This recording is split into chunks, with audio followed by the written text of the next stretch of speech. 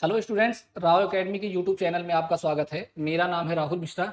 जैसा कि हम लोग पिछले अपने लेक्चर्स में हमने डिस्कस किया है वैदिक लिटरेचर्स के बारे में, तो पहला हमारा सेगमेंट था श्रुति लिटरेचर, जिसमें हमने देखा वेद, इसके अलावा ब्राह्मण ग्रंथ, इसके अलावा आरण्यक और उपनिषद। इसके अलावा हमने क्या किया, कुछ क्वेश्चंस भी हमने डिस्कस किए। इसके अलावा हमने देखा जो स्मृति लिटरेचर, जिसमें हमने वेदांत देखा और साथ ही साथ हमने स्मृति लिटरेचर देखा। कल हमने आपको प्रैक्टिस के लिए कुछ क्वेश्चन दिए हुए थे, आज उनका हम क्या करते हैं, आंसर थोड़ा सा डिस्कस कर लेते हैं। ठीक, उसके बाद हम क्या करेंगे, आगे बढ़ने का प्रयास करेंगे। ठीक है, चलिए देखते हैं। तो हमारा पहला क्वेश्चन है, which of the following are correctly matched, निम्नलिखित में से कौन सा सही सुमेलित है। ठीक है, शिक्षा, उसके अलावा आगे शिक्षा के सामने दिया उच्चारण विज्ञान का ज्ञान। ठीक, इसके अलावा कल्प, अनुष्ठान, समारोह, निरूक्त, व्युत्पत्ति, शब्दों की क्या है उत्पत्ति, और लास्ट है हमारा उपरोक्त सभी। तो इसका आंसर क्या होगा, उपरोक्त सही, यानी ऑल अबव इसका आंसर होगा। ठीक, नेक्स्ट अगर हम देखें, अगला है हमारा कि which of the following text क्या है, Kshatriya have been advised to do the work of Shudras in an emergency. Emergency situation में जो क्षत्रिय वर्ग हैं उनको क्या किया गया, शूद्रों का वर्ग करने की क्या दी गई, स्वतंत्रता प्रदान की गई है। और मैंने आपको बताया था कि बेसिकली क्या है, जो नारद लिटरेचर है या जो हमारा सॉरी नारद स्मृति है, वो क्या बोलती, वो बोलती कि अगर इमरजेंसी सिचुएशन या क्या कर सकते, फ्लक्चुएशन की बात की गई है। यानी अगर कोई भी वर्ण का व्यक्ति है तो अपनी क्या करता है, वो अपनी ड्यूटी, जो उसकी स्पेसिफिक ड्यूटी डिसाइड है, उसके अलावा भी वो क्या कर सकता है, वर्क कर सकता है। तो उसका सही आंसर क्या होगा, नारद स्मृति। ठीक है, अगला क्वेश्चन देखिए। अगला है, निम्नलिखित में से किस ग्रंथ में पत्नी को धनहारी कहा गया है। किस ग्रंथ में पत्नी को क्या किया गया, धनहारी कहा गया है, जिसका सही उत्तर हमें देखने को मिल रहा है। इसका सही उत्तर होगा हमारे इसमें पराशर स्मृति में। ठीक, जो हमारी क्या है, पराशर स्मृति है, सॉरी जो पराशर स्मृति है,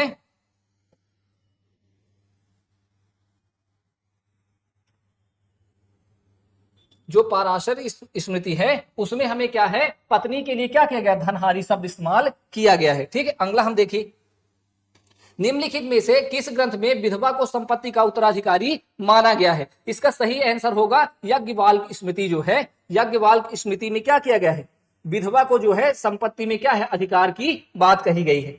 आगे देखिए, अगर हम अगला अगर देखें तो निम्न कायस्थ जाति का पहला वर्णन किस ग्रंथ में किया गया है। जो कायस्थ जाति है, जो वैश्य जाति है, उसका क्या है, पहला जो वर्णन है वो हमें किसमें देखने को मिलता है, वो हमें देखने को मिलता है ओशनम स्मृति में। ठीक है, तो इस तरह से क्या होंगे हमारे, जो कल हमने आपको 5 क्वेश्चन दिए थे, तो वो हमारे क्या हो गए, हमने उनको क्या कर लिया, डिस्कस कर लिया है। ठीक है, ब्रीफली। अब हम क्या करते हैं, आगे बढ़ते हैं।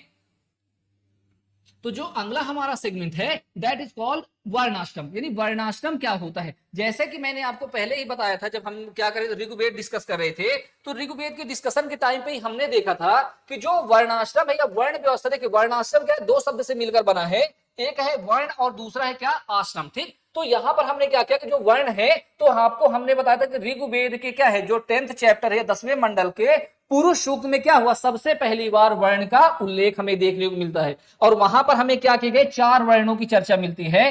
फर्स्ट जो है वो क्या है, ब्राह्मण, दूसरा है क्षत्रिय, तीसरा है हमारा क्या है, वैश्य, और चौथा है हमारा शूद्र। ठीक है, ये हमें 4 वर्ण क्या होते हैं, देखने को मिलते हैं। और जो ये वर्ण जो है इस टाइम पे, जो ऋग्वैदिक टाइम पे जो वर्ण बेस्ड थे, वो पूरी तरह से वर्ण बेस्ड थे कर्म के आधार पर। यानी कर्म के आधार पर वर्ण डिसाइड होते थे कि अगर कोई भी व्यक्ति क्या है, अगर कोई भी व्यक्ति जो है बहुत अच्छा योद्धा है तो उसे क्षत्रिय वर्ग वर्ण दिया गया है। अगर किसी को भी शिक्षा दीक्षा का बहुत अच्छी तरीके से ज्ञान है तो उसे ब्राह्मण के अंतर्गत रखा गया है। अगर कोई भी व्यापार वाणिज्य जैसे वर्ग परफॉर्म कर रहा तो उसे वैश्य के अंतर्गत रखा जाता है। और इसके अलावा जो इन तीनों वर्णों का जो क्या कर रहा, सेवा प्रोवाइड कर सर्विस दे रहा है, दैट इज कॉल्ड शूद्र। ठीक, और इन्हें क्या कहा गया, जो ऊपर के 3 वर्ण हैं इन्हें द्विज कहा गया। अगर आगे हम देखिए उत्तर वैदिक काल में अगर हम देखते हैं तो उत्तर वैदिक काल में यहां पर थोड़ा चीजें क्या हो जाएंगी, शिफ्ट हो जाएंगी। यानी जो कर्म बेस्ड क्या है वर्ण सिस्टम है वो ट्रांसफॉर्म हो जाएगा किस पर, बर्थ के अकॉर्डिंग। यानी अब क्या है, अब अगर आप जिस कुल में आपका एक बार जन्म हो गया तो आप वहां पर अब क्या कर सकते हो, चेंज नहीं कर सकते हो।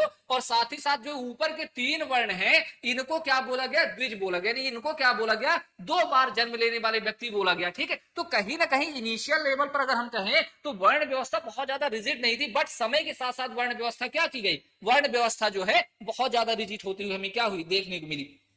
अगर हम सेकंड पार्ट देखें तो दैट इज कॉल्ड आश्रम। आश्रम क्या होता है, देखिए हिंदू परंपरा जो है या वैदिक परंपरा के अंतर्गत जो एक व्यक्ति के जीवन को क्या किया गया, व्यक्ति के जीवन को जो है वो 100 ईयर कैलकुलेट किया गया, यानी माना गया कि जो एक व्यक्ति है उसका जीवन कितना होता है, 100 वर्ष का होता है, और उसके जीवन को क्या किया गया, 4 पार्ट में डिवाइड कर दिया गया। 4 पार्ट में 25 ईयर के उसमें जो अंतराल में इसको क्या कर दिया गया, उसको जो है 4 पार्ट में डिवाइड कर दिया गया। यानी कहा गया कि व्यक्ति के जीवन के क्या है, लगभग मैक्सिमम जो ईयर है वो 100 ईयर है, और उस व्यक्ति को क्या किया गया, जीवन को 4 भागों में बांट दिया गया। जो पहले 25 वर्ष है उसको कहा गया ब्रह्मचर्य कहा गया। यानी ब्रह्मचर्य का मतलब है कि वह समय जिस टाइम पे कोई भी व्यक्ति क्या होता, कोई भी जो छात्र है वो शिक्षा दीक्षा प्राप्त करता है। उसके बाद जो मनुष्य जब वो आगे क्या होगा, जब वो आगे मेच्योर हो जाएगा तो सेकेंड स्टेज में जब उसकी शिक्षा दीक्षा कंप्लीट हो जाएगी तब वो क्या करेगा, तब वो आगे जो है वो अपने गृहस्थ जीवन में प्रवेश करेगा। नहीं, अगले स्टेप में क्या होगा, उसका विवाह होगा, और विवाह होने के बाद वो क्या होगा, अपने गृहस्थ जीवन में प्रवेश करेगा। ठीक, अगले 25 वर्ष वो गृहस्थ जीवन काटेगा, उसके बाद वो आगे गृहस्थ जीवन से हटकर अपने को क्या करेगा, सांसारिकता से पृथक करके क्या करेगा, किसी वन वगैरह क्षेत्र में जाकर क्या करेगा, तप वगैरह करेगा, और अपने आगे वाले स्टेप यानी संन्यास के माध्यम से किस तरह से इस शरीर को त्यागना है, किस तरह से मोक्ष प्राप्त करना है, उसके विषय में क्या करेगा, वो प्रयास करेगा। यानी जो मानव का जीवन है जो हिंदू परंपरा में, तो ब्रह्मचर्य, गृहस्थ, वानप्रस्थ और संन्यास में क्या किया गया, डिवाइड किया गया है। ये पूरी तरह से क्या है, एक साइंटिफिक अप्रोच के थ्रू किया गया है। जैसे अगर ब्रह्मचर्य है तो ये बेसिकली जो है इस टाइम पे, अगर हम इस टाइम पे ही अगर कोई भी जो है व्यक्ति अगर क्या है गृहस्थ आश्रम में प्रवेश कर जाएगा तो वो कहीं ना कहीं शिक्षा दीक्षा प्राप्त नहीं कर पाएगा। जब शिक्षा दीक्षा प्राप्त नहीं कर पाएगा तो उसके पास नॉलेज नहीं होगा। अगर उसके पास नॉलेज नहीं है तो वो क्या अर्थ जनरेट कर सकता है, वो अर्थ जनरेट नहीं कर सकता। जब वो सॉरी जो अर्थ वेल्थ है वो वेल्थ जनरेट नहीं कर सकता। वो क्या करेगा, जो व्यक्ति है अगर उसके पास नॉलेज नहीं है तो वो वेल्थ जनरेट नहीं कर सकता। ठीक, और जब वेल्थ जनरेट नहीं करेगा तो वो आगे क्या होगा, वो गरीबी के दुष्चक्र में फंस जाएगा। ठीक है, तो वो क्या करेगा, पहले शिक्षा प्राप्त करेगा, उसके बाद क्या करेगा, गृहस्थ जीवन व्यतीत करेगा, और गृहस्थ जीवन कंप्लीट होने के बाद वो अपने आप को क्या करेगा, इस गृहस्थ जीवन से पृथक करके वो कहा वन की ओर गमन कर जाएगा, और वहां जाकर वो क्या करेगा, वहां जाकर वो जो है वो ज्ञान की क्या करेगा, वो नहीं, वो ज्ञान की खोज में जाकर वहां पर क्या करेगा, ज्ञान अर्जन करेगा, और किस तरह से उसे मोक्ष प्राप्त करना है वो फाइनल स्टेप में जाकर वो क्या करेगा, संन्यास ग्रहण करेगा। और वहां पर सिर्फ उसकी एक थॉट प्रोसेस होगी कि किस तरह से हमें क्या कर देना है, हमें शरीर त्याग देनी है। ठीक है, तो इस तरह से क्या किया, जो आश्रम व्यवस्था बनाई गई थी उसे हमने देखा। उसके बाद क्या होता है, ऋत क्या होता है। अगर हम ऋत की बात करें तो ऋत और कुछ नहीं होता, ऋत होता है हमारे यूनिवर्सल ट्रूथ। कुछ हमारे क्या होते हैं, जैसे अगर हम वर्तमान में भी देखें तो कुछ यूनिवर्सल ट्रूथ होते हैं जो ऑलवेज होते हैं, उसमें किसी भी प्रकार की चेंजेस नहीं हो सकते। जैसे सूर्य है तो अगर सूर्य को अगर हम कहें कि अगर सूर्य राइज होगा या उदय होगा तो पूर्व से ही उदय होगा। कोई भी ऋतु परिवर्तन होगी तो ऋतु परिवर्तन होगी, दिन रात होगी तो वो भी चीजें होगी। कहने का मतलब है कुछ ऐसी चीजें होगी जो यूनिवर्सली रूप से क्या होंगी, फिक्स होगी, उसमें किसी भी प्रकार के परिवर्तन की उम्मीद नहीं है। उसे ही हमारे वैदिक परंपरा में क्या बोला गया, ऋत बोला गया, कि अगर वो चीजें हैं तो वो क्या होंगे, वो प्राकृतिक जो नियम है, वो प्राकृतिक नियम क्या होंगे, वो होंगे ही होंगे, उसमें किसी प्रकार का परिवर्तन नहीं हो सकता। वो पूरी तरह से क्या होते हैं, वो पूरी तरह से सत्य या क्या होते, सुव्यवस्थित होते हैं। यानी वो क्या है, ऐसा नहीं कि आज वो चीज हुई है वो कल चीज नहीं होगी, वो ऑलवेज के लिए क्या होती, यूनिवर्सल होती है। ठीक है, उसे हम क्या कहते हैं, नेचुरल लॉ होते थे, कुछ प्राकृतिक नियम होते हैं जो क्या है, होते ही होते। अगर हम देखें जैसे सूर्य के कंटेक्स्ट में हमने बात की, चंद्रमा, तारे, दिन रात, ठीक है, इसी तरह से सारी चीजें क्या होती है, संचालित होती हैं। जो हमारे पास ऋत है, ऋत क्या की 3 आयाम होते हैं, तो प्राकृतिक नियम हमने देखा। उसी तरह क्या है कि जो व्यक्ति के नैतिक नियम होते हैं, तो व्यक्ति के नैतिक नियम ऑलरेडी पहले से ही डिसाइडेड होते हैं। भाई एक व्यक्ति के रूप में आपको क्या करना है, कौन से आपकी ड्यूटीज दी गई है, वो ड्यूटीज आपको क्या करनी होती, परफॉर्म करनी होती। ठीक इसी तरह वैदिक परंपरा में क्या बोला गया, कुछ कर्मकांडीय नियम होते, नहीं कहा गया कि व्यक्ति को अपने जीवन में जो है सैक्रिफाइस एंड रिचुअल्स क्या करने चाहिए, परफॉर्म करने चाहिए, और कम से कम उनको क्या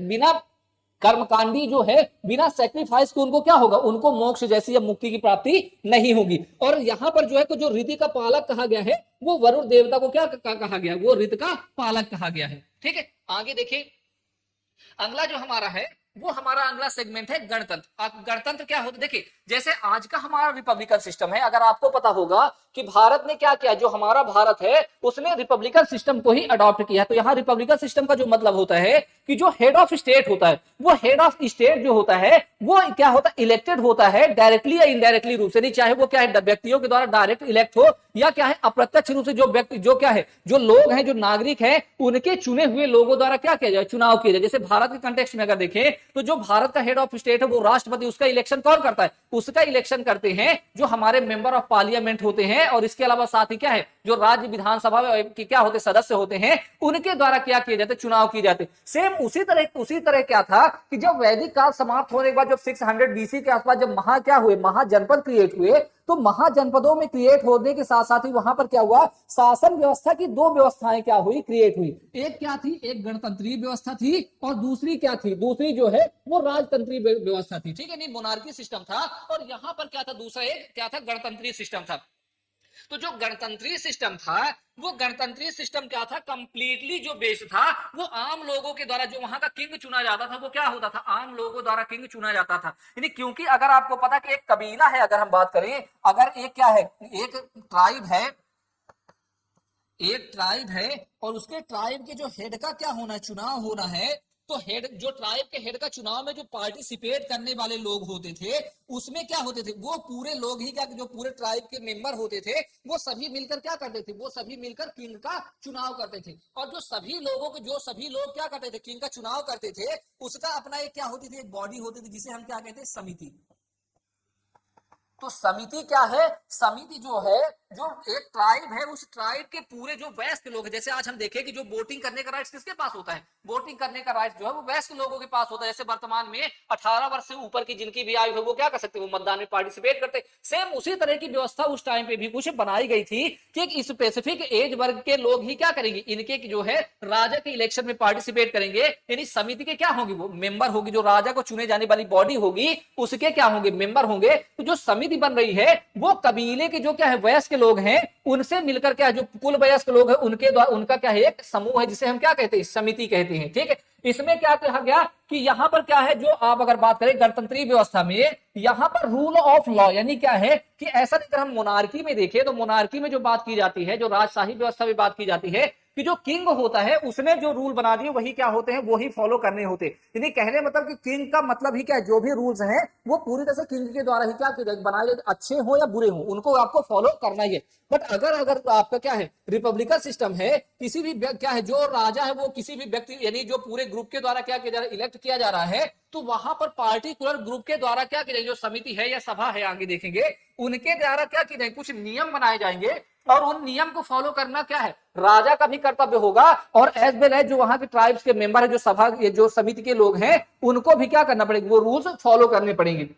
ठीक, इसके अलावा अगर देखें तो यहां पर जो राजा का पद होता था, जो किंग का पद है वो हेरिडेटरी नहीं है, मींस जो है जो किंग का पद है वो वंशानुगत नहीं, यानी ऐसा नहीं कि राजा का बेटा क्या बनेगा, राजा बनेगा, नहीं, जो योग्य व्यक्ति होगा वही क्या करेगा, किंग बनेगा। यानी अगर कोई भी योग्य व्यक्ति है तो योग्य व्यक्ति का चुनाव कौन करेगा, समिति के द्वारा उस योग्य व्यक्ति का चुनाव कर लिया जाएगा और वही क्या होगा, किंग बनेगा। ठीक है, इसके अगर बात हम देखें तो जो किंग होता था उसकी सहायता के लिए, जैसे वर्तमान में आप अगर देखें तो वर्तमान में जो है, तो अगर वर्तमान में अगर राष्ट्रपति की सहायता के लिए एक क्या की गई है, एक मंत्री परिषद बनाई गई जिसका प्रमुख कौन होता है, प्रधानमंत्री होता है। तो जिस तरह से वर्तमान में एक मंत्री परिषद है, सेम उसी तरह यहां पर भी क्या है, मंत्री परिषद होती थी और उस मंत्री परिषद में जो लोग शामिल थे उनमें क्या है, उसे सभा बोला जाता था। यानी जो वर्तमान की मंत्री परिषद है उस टाइम की सभा क्या है, उसे सभा बोला जाता था। और इस पे क्या है, कुछ विशेषज्ञ और कुछ क्या है जो बुजुर्ग टाइप के लोग होते थे वो इस पे क्या करते थे, पार्टिसिपेट करते थे और वो किसी भी विषय को लेकर राजा को क्या करते थे, राजा को जो है वो एडवाइस प्रोवाइड किया करते थे। ठीक है, तो इस तरह से क्या है, जो गणतंत्रीय व्यवस्था है किस तरह से प्राचीन काल में हमारी वर्तमान जैसी गणतंत्रीय व्यवस्था हमें देखने को मिलती है। ठीक, तो आगे अगर देखें तो कुछ गणतंत्रीय जो व्यवस्था कहां कहां पर देखने को मिलती है, तो जो प्रथम गणतंत्र था हमारे यहाँ गणतंत्रीय व्यवस्था के अंतर्गत अगर हम देखें तो एक हमें देखने को मिलता है, देखिए अगर जो पावा के क्या है, मल्ल है, वहां पर गणतंत्रीय व्यवस्था देखने को मिलती है। अगर हम बात करें वर्तमान के बिहार के आसपास वाले क्षेत्र पे, तो वहां पर क्या है, मल्ल है, जो पावा वाला क्षेत्र है वहां के मल्ल, वहां पर कैसी, वहां पर गणतंत्रीय व्यवस्था है। उसी तरह कुशीनगर में, उसी के बगल में कुशीनगर जो है उसमें भी क्या है, जो मल्लाज, वहां पर भी गणतंत्र की व्यवस्था है। जो वैशाली के क्या है लिच्छवी हैं, वहां पर भी क्या है गणतंत्रीय व्यवस्था है। शाक के जो है कपिल वस्तु के जो शाक है वहां पर भी क्या है गणतंत्रीय व्यवस्था है। और यहां पर आप ध्यान दीजिएगा, जो आपके कौन है, जो आपके गौतम बुद्ध हैं, वो किस कुल से बिलोंग करते हैं या क्लेम से बिलोंग करते, ट्राइब से बिलोंग करते हैं, वो क्या है शाक कुल से बिलोंग करते हैं। और वो कहां गए, कपिल वस्तु के हैं। ठीक है, उसके बाद क्या है रामबन के कोली, वहां पर भी जो है गणतंत्रीय व्यवस्था फॉलो की जा रही है। मिथिला के विदेह हैं, वहां पर भी क्या है जो आपकी क्या गणतंत्रीय व्यवस्था की जा रही फॉलो। आप विदेश जो है मिथिला वाला क्षेत्र किसका माना जाता है, मिथिला वाला क्षेत्र जो है वो क्षेत्र रामायण के अकॉर्डिंग सीता जी का क्षेत्र, जो जनक जी का क्षेत्र है वो माना जाता है। इसके अलावा जो है, इसके अलावा अगर हम बात करें सन सुमन की जो क्या है भाग्य है, वहां पर भी गणतंत्रीय व्यवस्था है। इसके अलावा जो कोलांग के जात्रक हैं, वहां पर भी क्या है, वहां पर भी जो है वहां पर भी गणतंत्रीय व्यवस्था। जो जात्रक है वो जात्रक कुल का संबंध किससे है, जो महावीर स्वामी हैं उनका संबंध किससे है, जात्रक कुल से है। आगे क्या है पीपली वन के क्या है मोरी हैं, वहां पर भी क्या है गणतंत्रीय व्यवस्था है। तो लगातार यहां से भी कई बार आपसे क्वेश्चंस पूछे जाते हैं। ठीक है, तो इनको भी हमें क्या कर लेना है, एक बार अच्छे से रीड आउट कर लेना है। ठीक, आगे अगर देखें तो जैसे मैंने बताया था, तो समिति क्या होती है, समिति क्या है कबीले के वयस्क लोगों के क्या है समूह है, जो क्या करती है, जो राजा के चुनाव में भाग लेती है। जो क्या है कुल मेंबर होते, जो उस क्लेम के जो क्या है उस कबीले के जो है कुल वयस्क लोगों की क्या है एक ग्रुप है, जो क्या करती है, जो राजा के चुनाव में पार्टिसिपेट करती है, उसे हम क्या बोलते हैं, समिति बोलते हैं। और राजा को सही, राजा की क्या है हेल्प करने के लिए कुछ क्या होंगे, कुछ मिनिस्टर्स होंगे या कुछ बुजुर्ग लोगों के क्या होगा समूह होगा, जिसे हम क्या बोलते हैं, उसे हम बोलते हैं सभा। ठीक है, तो आगे अगर देखें अगला है हमारा टॉपिक पुरुषार्थ। पुरुषार्थ क्या होता है, जैसे कि हमने पिछले लेक्चर में भी हमने बात किया था, तो पुरुषार्थ और कुछ नहीं होता। पुरुषार्थ का क्या है, पुरुषार्थ का जो मीन्स होता है वो मानव जीवन के क्या है, मानव जीवन का कर्तव्य या लक्ष्य। यानी प्रत्येक क्या होता है जो व्यक्ति है उसके जीवन का अपना क्या होता है, कुछ लक्ष्य या कुछ कर्तव्य होते हैं, उसे ही हम क्या बोलते हैं, पुरुषार्थ बोलते हैं। यानी क्या है, मानव के जीवन में वो चीजें परफॉर्म करनी ही पड़ती हैं या हमें करनी ही चाहिए, वो हम क्या होते, वो हमारे क्या होते, पुरुषार्थ होते या हमारे कर्तव्य होते हैं, हमारी ड्यूटीज होती हैं। ठीक है, तो वही क्या है हमारा पुरुषार्थ। तो हमें क्या है कि हिंदू परंपरा के अकॉर्डिंग हमें 4 पुरुषार्थ देखने को मिलते हैं। फर्स्ट है हमारा धर्म, सेकंड है हमारा अर्थ, तीसरा हमारा काम और लास्ट है हमारा क्या है मोक्ष। जैसे हमने आपको बताया था कि पिछले लेक्चर में भी हमने बात की थी कि जो आपका धर्म है, तो यहां धर्म का मतलब जो है, धर्म का मीन्स जो है यहां पर रिलीजन से नहीं है, बल्कि यहां पर क्या है ड्यूटी से है। जो व्यक्ति की ड्यूटी है, जो व्यक्ति का कर्तव्य है, वो क्या हो, वो बताने का काम किसके द्वारा किया जाता है, वो बताने का काम जो है वो हमारे धर्म के अंतर्गत रखा गया। जो व्यक्ति है उसके क्या कर्तव्य होने चाहिए, वो हमें किसमें डिफाइन है, वो हमें धर्म के अंतर्गत डिफाइन। और यहाँ पर जो ड्यूटीज है हमने पहले भी बताया था कि वो किस पर बेस्ड होंगी, या तो आपके वर्ण के अकॉर्डिंग होंगी, या आपके वर्ण के रूप में आपकी क्या है ड्यूटीज। इसके अलावा अगर हम बात करें तो जेंडर के अकॉर्डिंग, जो आप अगर क्या है लिंग के अकॉर्डिंग, यानी आप महिला हैं तो आपके पास क्या दायित्व है, अगर आप पुरुष हैं तो आपके क्या स्पेसिफिक दायित्व है। ठीक है, अगर आप एक व्यक्ति के रूप में बीइंग अ ह्यूमन, यहां पर आपके क्या कर्तव्य है, क्या लायबिलिटीज है, क्या आपको दायित्व दिए गए हैं, वो क्या है पुरुषार्थ का पहला भाग वो धर्म के अंतर्गत रखा गया है। ठीक है, और इस पर जो लिखी गई सबसे प्रमुख पुस्तक है वो क्या है, धर्मशास्त्र है, जिसे हम क्या कहते हैं, स्मृति लिटरेचर भी कहते हैं।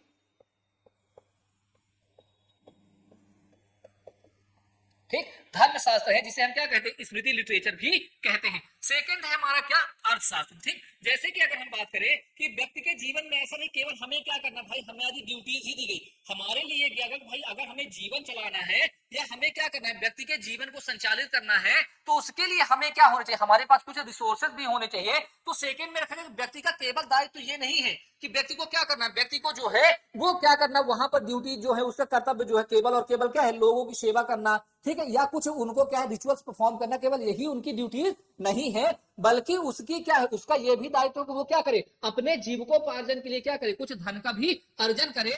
और इस पर जो है सबसे इंपॉर्टेंट, जो मोस्ट इंपॉर्टेंट पुस्तक लिखी गई है वो है हमारी अर्थशास्त्र।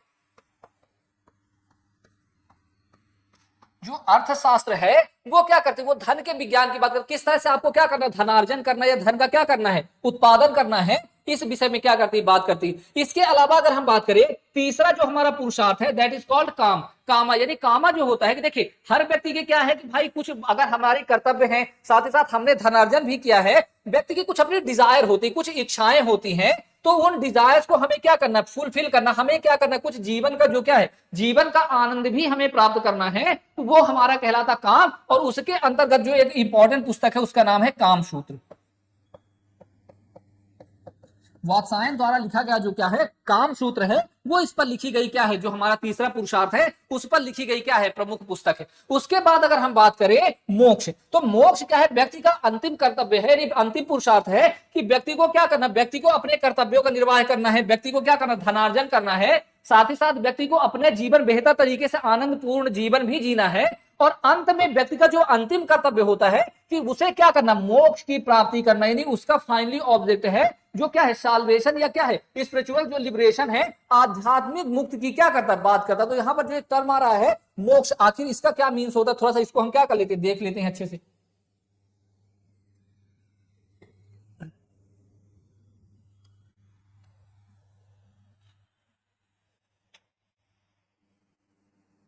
अगर हम यहां पर मोक्ष की बात करें तो यहां पर हम देखेंगे जो मोक्ष है, देखिए क्या होता है कि अगर आपको बात करें तो क्या होता है, जो ह्यूमन बना हुआ जो व्यक्ति है उसमें क्या होती है, व्यक्ति किसका किसका कॉम्बिनेशन है, एक तो व्यक्ति के अंदर क्या होगी, सोल होगी जिसे हम कहते हैं आत्मा, और साथ ही साथ उसकी क्या होगी, बॉडी होगी, ठीक है, जिस पर क्या होते हैं, आत्मा मौजूद होती है, ठीक। अब इससे मिलकर क्या बनता है, व्यक्ति बनता है। अब जब इनसे मिलकर क्या होगा, व्यक्ति होगा, तो व्यक्ति क्या करेगा, व्यक्ति क्या करेगा, कर्म करेगा, ठीक। व्यक्ति क्या करेगा, अपने जीवन में कुछ क्या करेगा, कर्म करेगा। वो कर्म हो सकता है क्या हो, पॉजिटिव होंगे, और हो सकता है वो वर्क क्या होंगे, निगेटिव होंगे, ठीक। तो अगर जब वर्क क्या होंगे, व्यक्ति के जो कर्म हैं या तो पॉजिटिव होंगे या क्या होंगे, निगेटिव होंगे। अगर व्यक्ति के कर्म क्या है, पॉजिटिव हैं, तो उसे क्या मिलेगा, उसे जो है हेवन या क्या मिलेगा, स्वर्ग मिलेगा, ऐसी मान्यता है, ठीक। बट अगर फाइनली जो है, जो भले ही आप पॉजिटिव कर्म करो या निगेटिव कर्म करो, अंत में आपको क्या होना है, अंत में आपकी क्या होगी, डेथ ही होगी, अंत में आपकी जो है मृत्यु होगी। और मृत्यु के उपरांत क्या होगा, मृत्यु के उपरांत जो आपकी सोल है, जो आपकी सोल है,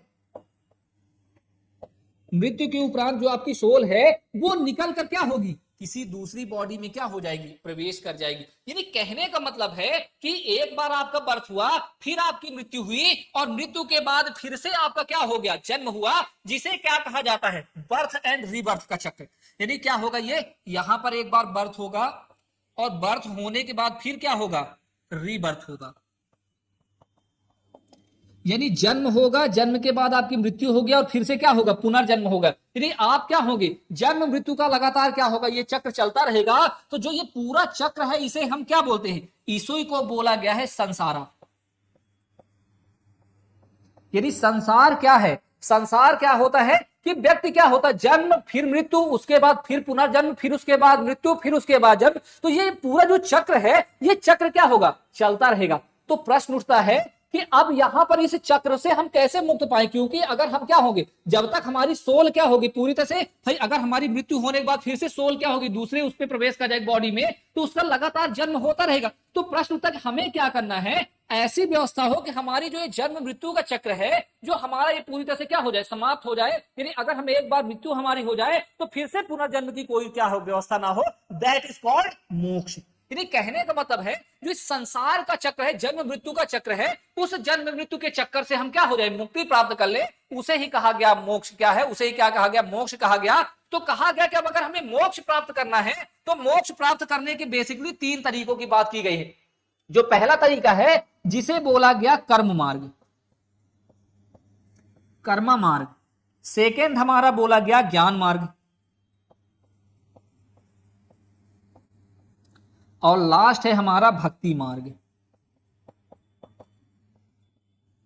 ठीक, देखें जो कर्म मार्ग है, कर्म मार्ग जो है वो हमें क्या किया गया है, हमें ब्राह्मण लिटरेचर्स में बताया गया है।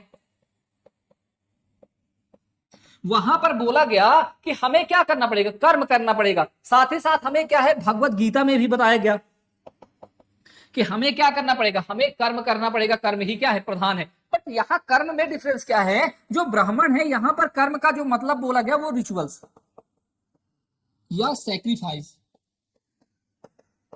हमें क्या करना है, हमें जीवन में क्या करना, हमें जीवन में यज्ञ करने, हमें जीवन में क्या करना, लोगों को दान देनी है, हमें कर्मकांड करना है, तो उसे ही क्या, जो ब्राह्मण ग्रंथ है उसमें क्या माना गया, कर्म बोला गया। अगला है ज्ञान मार्ग। जो ज्ञान मार्ग है वो हमें मिलता है उपनिषद में। यानी हमें क्या हो जाए, अगर हमें वास्तविकता का ज्ञान हो जाए कि ये जीवन क्या है, क्षणिक है, बहुत ज्यादा ये क्या है, ट्रस्टेबल नहीं है, तो अगर हमें इन चीजों का ज्ञान हो जाएगा तो ऑलरेडी हमें क्या होगी, जब हमारी इच्छाएं ही नहीं रहेंगी, जीवन की आगे जीवन की इच्छाएं ही नहीं होगी, तो जब हमारी इच्छाएं पूरी तरह से क्या हो जाएंगी, पूरी हो जाएंगी, तो ऑलरेडी हमारा क्या होगा, रिवर्थ नहीं होगा। और तीसरा जो मार्ग है वो भक्ति मार्ग, आगे हम देखेंगे, आगे जो भक्ति मार्ग डेवलप होगा, जब आप देखेंगे शंकराचार्य, इसके अलावा जो है माधवाचार्य को आप देखेंगे, इसके अलावा जो है रामानुजाचार्य को देखेंगे, वो बात करेंगे कि ईश्वर की आप क्या करो, भक्ति करो, ईश्वर की भक्ति के माध्यम से ही क्या होगा, आपको मोक्ष की प्राप्ति होगी। तो यहां कहने का मतलब है कि जो मोक्ष है, वो मोक्ष क्या है, वो परम क्या है, आपको क्या करना है कि जो इस सांसारिकता से हमें क्या हो जाना, मुक्त हो जाना, जो हमारा क्या है, जीवन और मृत्यु का लगातार जो चक्र चलता जा रहा है, उससे हम कैसे मुक्त हो जाए, वो हमारा क्या है, चौथा पुरुषार्थ है। तो पुरुषार्थ क्या है, वो गोल ऑफ लाइफ है, या क्या है, ऑब्जेक्ट ऑफ क्या है, लाइफ है, जो क्या होता है, व्यक्ति को परफॉर्म करना है, यानी उसे क्या करना, धर्म, उसको अपनी ड्यूटीज फुलफिल करनी है, उसे धनार्जन भी करना है, उसे जीवन का आनंद भी प्राप्त करना है, और फाइनली अपने को क्या करना, अपने जो है, अपने जीवन में क्या करना, मोक्ष की कामना करनी है, और मोक्ष की कामना के लिए क्या की गई, ये मार्ग बताए गए हैं। ठीक, आगे देखिए, अगला है पंच महायज्ञ। देखिए फिर यहां पर क्या की गई, हिंदू परंपरा में जो है वो पंच महायज्ञ की बात की गई, यानी पंच महायज्ञ भी क्या है, कहीं ना कहीं से एक प्रकार के क्या होते हैं, कर्तव्य हैं, लोगों की क्या है, ड्यूटीज हैं, जो परफॉर्म करनी ही होती हैं। और यहां पर ये किसके लिए, ये ड्यूटीज स्पेशली किसके लिए है, ये ड्यूटीज है गृहस्थ आश्रम में प्रवेश करने वाले लोगों के लिए। जैसे मैंने आपको बताया था, ब्रह्मचर्य, गृहस्थ, वानप्रस्थ और संन्यास। तो जो पंच महायज्ञ हैं वो क्या है, वो आपके गृहस्थ आश्रम में प्रवेश करने वाले क्या है, लोगों के लिए करने क्या होते हैं, अनिवार्य होते हैं। और इनके विषय में कहा जाता है कि ऐसी ड्यूटीज हैं, ऐसी लाइबिलिटीज हैं कि आपको क्या करना होता है, डेली बेसिस पर क्या होता है, परफॉर्म करना होता है। आपको डेली बेसिस पर क्या है, नित्य इनको परफॉर्म करना होता है। तो अगर हम पंच महायज्ञ की बात करें, तो जो पंच महायज्ञ है, तो सबसे पहला हमारा पंच महायज्ञ के अंतर्गत है ब्रह्म या क्या है, ऋषि यज्ञ। ठीक है, ब्रह्म यज्ञ या ऋषि यज्ञ, ये क्या होता है, ये जो है, इसमें क्या है, इसे सबसे अच्छा यज्ञ माना जाता है। ठीक, इसमें व्यक्ति क्या करता है, नित्य प्रतिदिन क्या करता है, वेदों का, ब्राह्मण ग्रंथ, आरण्यक और उपनिषदों का क्या करता है, लगातार अध्ययन करता है। नहीं, हमें क्या करना है, जो पंच महायज्ञ में है, एक गृहस्थ व्यक्ति को प्रतिदिन क्या करना है, प्रतिदिन जो है वैदिक लिटरेचर्स मीन्स जो है आपके वेद, उसके अलावा ब्राह्मण, आरण्यक और उपनिषदों का लगातार क्या करना है, उनका अध्ययन करना उसके क्या है, उसका एक कर्तव्य है। अगला देखिए, अगर हमारा दूसरा, दैट इज कॉल्ड पितृयज्ञ। पितृयज्ञ क्या होता है, पितृयज्ञ जो होता है उसमें कहा जाता है कि किसी भी जो गृहस्थ व्यक्ति है, उसमें उसको क्या करना, जो उसके मृत जो क्या है, परिजन है, उनको क्या करना होता है, उनको पिंडदान करना होता है, और एज वेल एज उनको जलांजलि प्रोवाइड करनी होती है। अगर किसी भी क्या है, किसी भी व्यक्ति के क्या है, अगर उनके जो है पितृजन खत्म हो गए हैं, तो उसे क्या करना पड़ेगा, उनका पिंडदान, और उनको नित्य प्रतिदिन क्या करना पड़ेगा, जलांजलि प्रोवाइड करनी पड़ेगी। और जिनके क्या है, जिनके जो क्या है पितृजन मौजूद हैं, उन्हें क्या करना, अपने जीवित माता पिता क्या करना, जीवित माता पिता और अन्य पूर्व क्या है, जो आपके पूजनीय लोग हैं, गुरुजन वगैरह हैं, उनकी क्या करना, सेवा करनी है। यानी ऐसा नहीं केवल आपको मृत जो है अपने पितृजन उन्हीं के लिए ही वर्क करनी है, बल्कि जो आपके जीवित क्या है, माता पिता हैं, उनकी क्या करना, सेवा करना है। और साथ ही साथ जो आपके गुरुजन है, जो या अन्य आपके पूजनीय लोग हैं, उनका भी क्या करना, सम्मान करना है। दैट थर्ड है आपका भूत यज्ञ, जो तीसरा यज्ञ है पंच यज्ञ के अंतर्गत, तीसरा हमारा भूत यज्ञ। इसे क्या कहा जाता है, इसे वैश्यदेव यज्ञ भी कहा जाता है, या काली वैश्यदेव यज्ञ भी कहा जाता है। इसमें क्या है, जो भूत यज्ञ होता है, उसमें कहा जाता है कि जो आपके असहाय लोग हैं, जो असहाय जीव हैं, अगर हम कहें जो हेल्पलेस क्रिएचर्स हैं, जैसे अगर हम बात करें डॉग है, चींटी है, कीट वगैरह है, इनको क्या करना है, इनको जो है आपको फूड प्रोवाइड करना। जो अपने लिए क्या करते हैं, फूड की व्यवस्था नहीं कर सकते, तो आपको उन्हें क्या करना है, नित्य जो है उनको फूड प्रोवाइड करना है। ठीक है, इसे ही क्या कहा जाता है, इसे घोष सैक्रिफाइस भी कहा जाता है। ठीक, इसके बाद इसके अलावा इसमें क्या है, इसके अलावा इसमें कहा जाता है कि अगर आपने क्या किया, अपने घर में भोजन अगर आपने बनाया है, तो उसका पहला भाग आपको क्या करना, हवन के रूप में अग्नि को समर्पित करना है। क्योंकि आपको पता है कि जो इष्ट देवता है भाई, अगर आप इष्ट देवताओं को अगर आप क्या करते हो भाई, अगर आप कुछ उनको अर्पण करना चाहते हो, तो उनको सिर्फ और सिर्फ एक ही मीडियम है, वो है अग्नि। यानी आप अग्नि के माध्यम से ही आप अपनी क्या कर सकते हो, वार्षिक उनसे कर सकते हो। उनको अगर कुछ भी आप देना चाहते हो, तो आप अग्नि के माध्यम से ही दे सकते हो। तो यहां पर क्या किया गया है, जो भूत यज्ञ है, एक तो उसमें क्या करना है, जो हेल्पलेस क्रिएचर्स है उनको आपको क्या करना, फूड प्रोवाइड करना है, और साथ ही साथ प्रतिदिन क्या है, जो आप भोजन आप बना रहे हो उसका जो पहला भाग है थोड़ा सा वो क्या करना, वो थोड़ा सा भाग आपको अग्नि को अर्पण करना है। ठीक, उसके बाद हमारा जो चौथा यज्ञ है वो क्या है, आपका देव यज्ञ। ठीक, देव यज्ञ क्या होता है, देव यज्ञ जो है वो नित्य क्या होता है, नित्य क्या करना होता है, नित्य सुबह और शाम को क्या करना होता है, अग्नि को क्या करना, अग्नि को कुछ चीजें समर्पित करनी होती है। जैसे आप अपने इष्ट देवता को क्या करते हो, जैसे अगर आप कि जो भी इष्ट देवता आप जिनको मानते हो उनके नाम पर आप कुछ थोड़ा सा क्या करते हो, उनके आराधना के लिए उन पर थोड़ा सा क्या करते हो, आप नित्य जो है अग्नि में हवन करते हो। क्योंकि जैसे मैंने पीछे भी बताया कि हवन के माध्यम से ही जो क्या है, जैसे हवन के माध्यम जो धुआं उठता है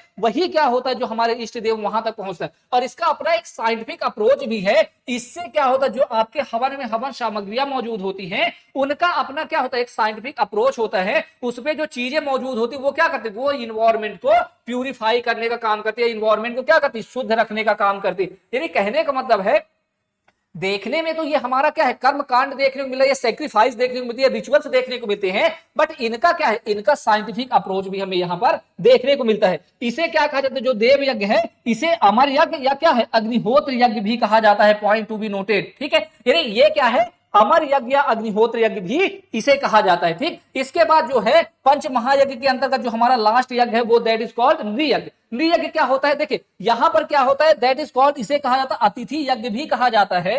इसमें क्या, अगर क्या होता है आपके घर में कोई भी अतिथि आता है तो उसको आपको बेहतर तरीके से क्या करना होता है, उसका स्वागत सत्कार करना होता है। यही आपके जीवन का क्या होता है, पांचवा यज्ञ होता है, पंच महायज्ञ होता है, दैट इज कॉल्ड नृयज्ञ या अतिथि यज्ञ। यानी आप अतिथियों का क्या करें, सम्मान करें। यहां एक चीज ध्यान देने वाली बात है कि यहां पर जब हम पंच महायज्ञ की बात करते हैं तो पंच महायज्ञ का मतलब ये नहीं कि हमें क्या करना है, अग्नि वेदी के सामने बैठकर हमें हवन ही बस करना। ये ड्यूटीज होती हैं, ड्यूटीज या हमारे कर्तव्य होते हैं जो हमें क्या होते, परफॉर्म करने होते हैं। ठीक है, हमें अपने क्या करना होता है, हमें अपने जो है, अगर हम पंच महायज्ञ की बात करें समराइज वे में, तो पहला हमारा यज्ञ होता है ब्रह्म यज्ञ की। हमें क्या करना, नित्य प्रतिदिन क्या करना होता है, एक गृहस्थ व्यक्ति को जो है वेदों का क्या है, वेद हो गए, हमारे ब्राह्मण ग्रंथ हो गए, आरण्यक हो गए, उपनिषद हो गए, इनका नित्य प्रतिदिन हमें क्या करना होता है, अध्ययन करना होता है। दूसरा हमारा क्या है, दूसरा हमारा जो कर्तव्य है कि हमें क्या करना होता है, हमें सेकेंड नंबर पे हमारा जो कर्तव्य है कि हमें अपने जो मृत जो है पितृजन है उनका पिंडदान और साथ ही साथ उनको जनांजलि प्रोवाइड करनी है। और जो हमारे जीवित माता पिता उन्हें हमें क्या करना है, उन्हें जो है हमें उनकी क्या करना, सेवा वगैरह हमें देना। इसके अलावा जो क्या है, जो असहाय लोग हैं, जो क्रिएचर हैं, उनको हमें क्या करना, फूड प्रोवाइड करना है। साथ ही साथ जो है हमें अपने क्या है, जब हम भोजन करने जाए तो भोजन का पहला भाग हमें क्या करना है, अग्नि को समर्पित करना है। इसके अलावा अगला अगर हम देखें तो जो देव यज्ञ होता है उसके अंतर्गत हमें क्या करना, सुबह और शाम थोड़ा थोड़ा सा हमें क्या करना होता है, हमें जो क्या है, जो हमारे इष्ट देव हैं उनके नाम पर हमें थोड़ा सा क्या करना होता है, यज्ञ हमें थोड़ा सा जो है हवन करना होता है। जिससे क्या होता है, हवन के माध्यम से क्या होता है, हमारा जो इन्वायरमेंट है वो प्यूरिफाई होता है। और जो फाइनली जो है हमारा नृयज्ञ है वो कहीं ना कहीं जो होता है वो आपका क्या होता है, वो गेस्ट यज्ञ होता है। आपके घर में अगर कोई भी क्या होता है, अतिथि आता है तो उसको देखकर हमारा क्या है, हमारा सर दर्द नहीं करना चाहिए, बल्कि हमें उसको बेहतर तरीके से उसका क्या करना चाहिए, स्वागत सत्कार करना चाहिए। यही एक गृहस्थ के लिए क्या होते, पंच महायज्ञ होते हैं। ठीक, इसके बाद अगर आगे बात करें तो आगे देखिए, ठीक, इसके यहां आज जो है तो हमारा यहीं तक हम देखेंगे। इसके बाद जो हम अगले नेक्स्ट वीडियो में इसके आगे हम क्या करेंगे, बात करेंगे। ठीक है, आपके कुछ ही टॉपिक बचे हुए हैं, जैसे अगर हम बात करें शर दर्शन हो गया, इसके अलावा बौद्धिशत्व हो गया, तीर्थांकर्स हो गए। अब ये 2-3 टॉपिक हमारे बचे जिन्हें हम क्या करेंगे, नेक्स्ट टॉपिक में हम लोग उसको देखेंगे।